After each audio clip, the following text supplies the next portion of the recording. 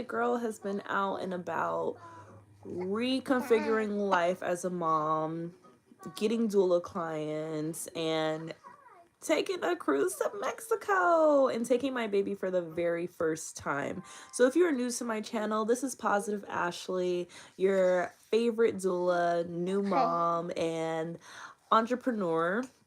And if you are looking for new tips in regards of lifestyle, reinventing yourself as a new mom, follow my journey. Don't forget to subscribe.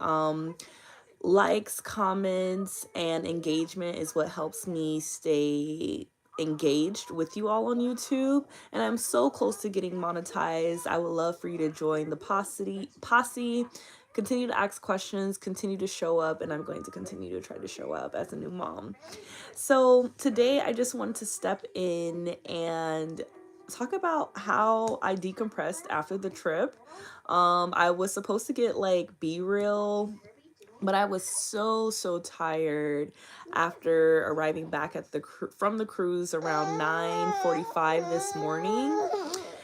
So this is what it looked like after, as you can see, my little one, after debarking from the cruise. I didn't realize how tired I was. Like, one, those beds do not feel like the same beds that I slept in a year ago or even the previous cruises I've been on. And I've been on, this is my fourth cruise, I believe, my fourth cruise or fifth. I think it's my fourth.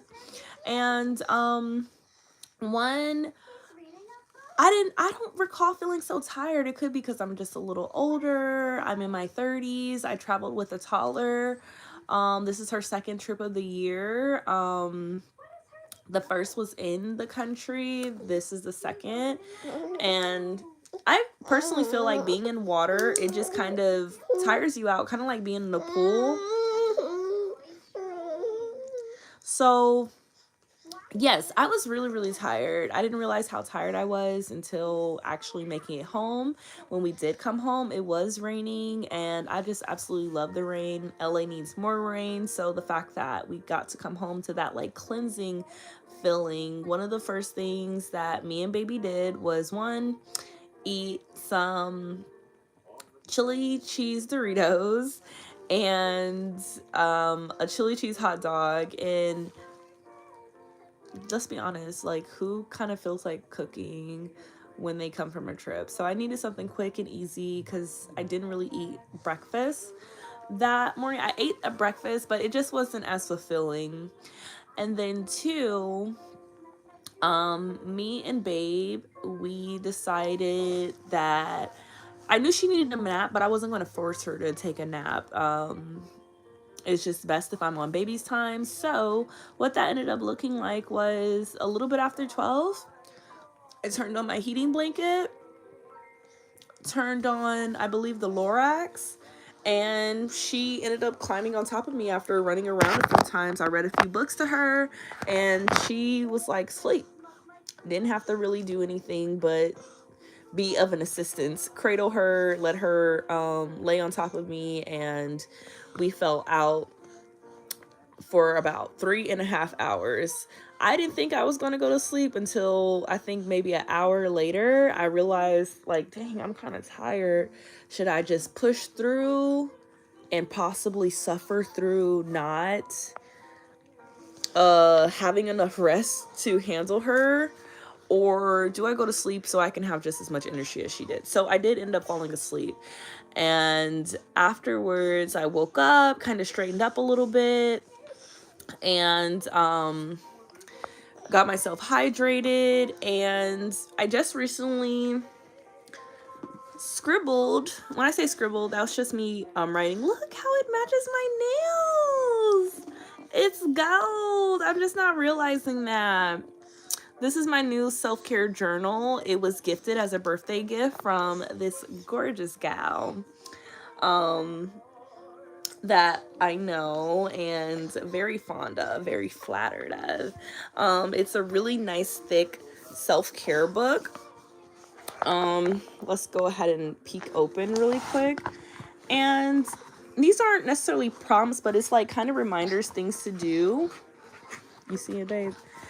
And I just really like it. It talks about the mood levels, energy levels, and then it has like a cute little prompt on every different page. I'm not sure if any of them repeat, but I like the little messages, and I like that it's allowing you to express yourself and like reminding you of kind of like the simplistic things that can make your day better. Like watch your favorite stand-up comedian. Like I probably wouldn't just up and do that, but it's a great reminder. So I'm glad I have this, and I want to use it a little bit more thoroughly. This is my heating blanket, and look at the rubber ducky that my babe got from Carnival Cruise. She was like collecting them like how people collect Jeeps. But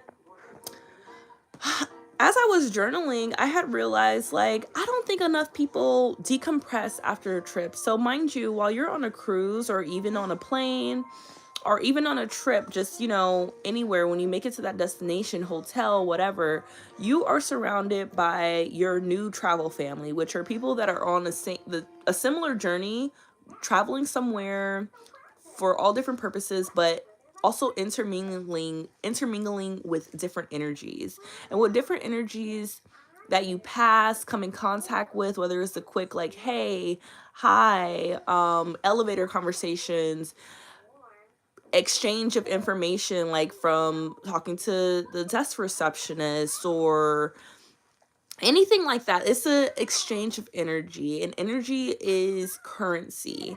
And I don't think enough people, when they decompress from a trip, that they do not release that energy. They do not remove the spirits away from them that they've come in contact with, or they don't cleanse their mind through reflection, whether it's journaling, whether it's talking out loud. I mean, you can say talking to a friend or a family member can be considered reflection, or even like how I'm doing now, this can be considered reflection. But I don't think enough people do the top three, which is one, as they come into their home, cleanse. And what that looks like is cleansing yourself, you know, bath, shower, removing the garments that they had on that day, washing their clothes, disinfecting their clothes, wiping down their luggage, leaving their shoes at the door. And I think that's really huge, right? Like instead of it's like you're getting the dirt and the extra layers from that trip off of you, especially removing the clothes. Like don't I mean, of course people may have errands, but because I knew I didn't have anything extra to do, I definitely knew I wanted to get out of travel clothes and swap into regular pajama jams, and or being completely bare. But I think more people need to have like a specific ritual when it comes to cleansing themselves, including maybe just lighting a candle. I'm not sure if I mentioned taking a bath or a shower, but showering after washing your face, washing your hands, saging, or any of those type of things. Two, I think a lot of people don't take into consideration the amount of energy it takes to travel, to go through checkpoints, to TSA, to handling your luggage from getting there and getting back. So one of the things that I suggest is sleep, restoration. So after I ate my little snack, me and baby took a nap. And I did a unfiltered, don't have a alarm clock nap. I love those type of naps. I hate naps where I have to cap it off at a specific time because there's other things that I have to do. It's Friday, so I decided to take advantage of that, even though I did have something that I wanted to do, but I didn't want to force myself to get up and do it. And naturally, rain makes me very like sloth lazy, but in a good way, where I just want to kind of nest at home. So restoring and getting that energy back is so essential because you've intermingled and you used a lot of energy. So if you ever felt tired after a trip, whether it was an overnight trip, weekend trip, no flight involved, like I didn't have to fly, but I still felt like jet lag, and I thought that was really interesting. So sleep. And I might do a lot of that this weekend. And then 3, lastly, try not to compact your day. Like, I know I had a specific goal in mind, but I also knew that I had Saturday as a backup plan. So after I do that thing I have to do tomorrow, I'm probably going to go to the grocery store, come back home, and have, you know, fun time with my kid over the weekend and just be in her energy, because I don't want to be back outside so quick. And, you know, of course, people life the life, but that kind of hurt it. That kind of hurt it. Of course, people life the life, but when you're coming from a trip, it's very important, I feel like, to harness that energy for self, and not just like go back to back into things. And like I said, some people, their lives are set up different. They like to be on the go, but to rest in your femininity, to cater to your energy cycle, and to just honor rest. Those are the 3 things I think most people should do, especially with traveling with a toddler. So I hope this video helped you. Within this upcoming week, I'm going to upload a nice Be Real vlog of how my life was traveling with the toddler. I'm going to give you the real deal. And unfortunately, it would have been nice if like I had like some of the moments where you saw, I guess you could say, some of the embarrassing parts, but I'm definitely going to disclose, if not in that vlog video, kind of like in a behind the scenes video of like, this is what you didn't see and this is what I want to tell you guys about.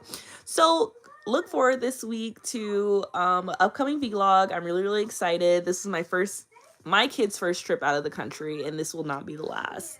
This is Positive Ashley tuning over and out. And if you found any of this information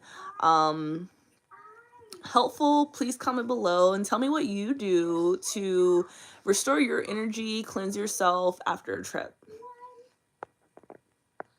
Peace and love.